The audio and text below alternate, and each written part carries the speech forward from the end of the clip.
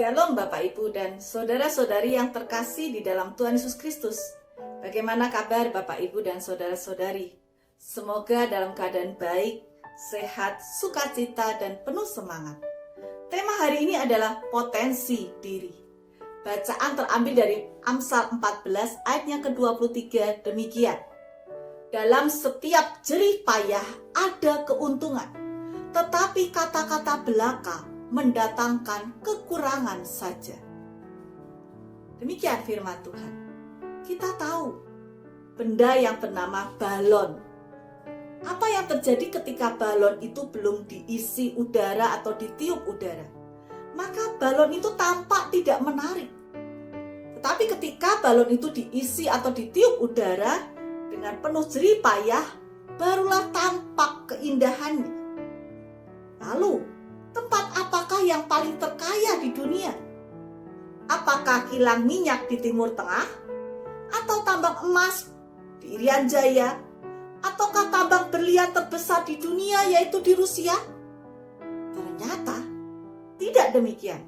Yang sebenarnya adalah di dalam diri kita sendiri. Itulah tempatnya. Kita bisa mengembangkan apa saja kita bisa lakukan. Demikian pula dengan penggambaran balon yang belum ditiup itu adalah diri kita yang belum dikembangkan potensinya. Kita adalah orang yang bisa dikembangkan potensinya ketika kita mulai mengurangi rasa takut, rasa khawatir. Kita bisa melakukan dengan segala jerih payah dan kita tidak memilih untuk diam saja, atau kita memilih untuk pandai berkata-kata, atau sebagai komentator atau pengkritik saja yang hebat dan andal.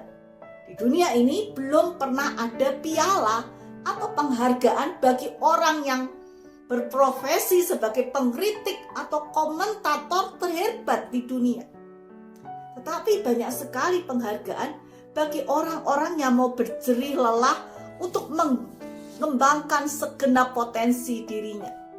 Salah satu tokoh Alkitab adalah Daud, yang ketika masa muda, dia orang yang mau mengembangkan dirinya, potensinya. Dia mempertahankan ternak dombanya dengan melawan singa beruang.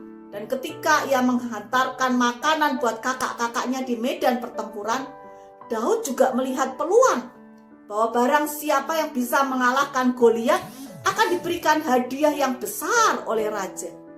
Daud segera mengajukan dirinya untuk melawan Goliat. Dirinya berkata dalam hati, ini kesempatan untuk mengembangkan potensi dirinya dengan pertolongan Tuhan. Orang banyak berkata, tidak mungkin, tidak mungkin, tidak mungkin. Tetapi dia berkata, mungkin itu ketika aku bersama dengan Tuhan.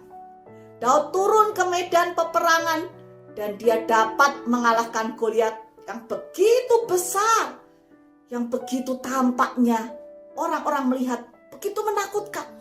Tetapi bagi Daud, katakan itu adalah tantangannya. Dan dia bisa memenangkan itu di dalam nama Tuhan. Demikian pula Tuhan menaruh dalam diri kita masing-masing potensi diri yang perlu dikembangkan dengan segala jerih lelah. Seperti balon yang perlu ditiup, diupayakan supaya dapat dinikmati keindahannya. Atau juga seperti tambang yang perlu digali untuk ditemukan harta karun yang ada di dalamnya.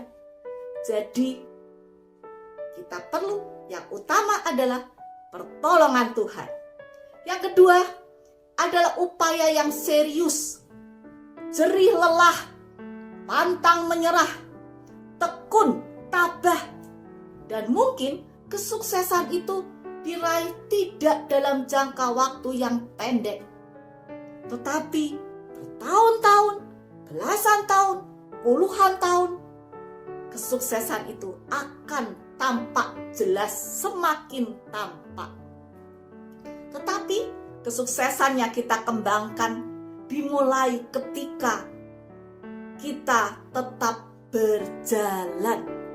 Meskipun dengan air mata, meskipun dengan keringat yang menetes, kita tetap terus berjalan.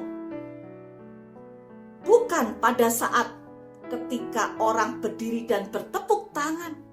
Tetapi kesuksesan itu sekali lagi kita mulai ketika kita masih terus berjalan sambil meneteskan air mata, sambil mengeluarkan keringat, dan kita terus berjalan ke depan.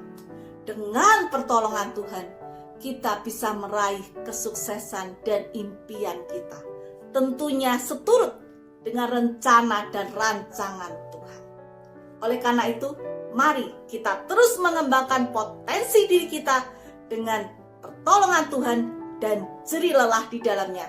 Pasti ada keuntungan, seperti kata firman Tuhan. Tuhan memberkati kita semua.